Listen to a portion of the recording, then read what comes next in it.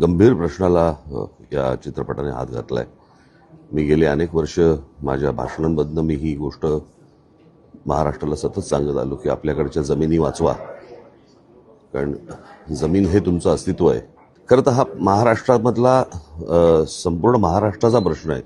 हा एकट्या कोकणामध्ये ही गोष्ट होते अशातला भाग नाही. महाराष्ट्रामधल्या अनेक ठिकाणच्या जमिनींचा हा विषय आहे, पण अत्यंत सुबोधने, अत्यंत चलाखीने हा विषय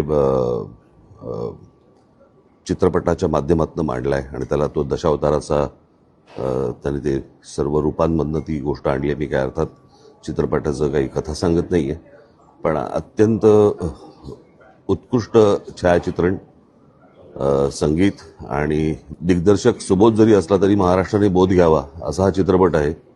प्रभावळकरांनी उत्तम काम केलं हे मला असं वाटतं अत्यंत छोटं वाक्य आहे.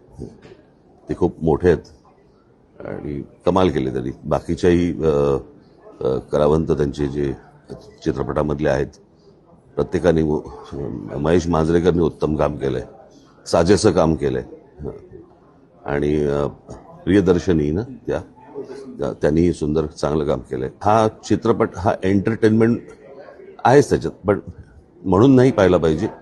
तर महाराष्ट्रातल्या अत्यंत गंभीर विषयाला या चित्रपटाने हात घातलाय.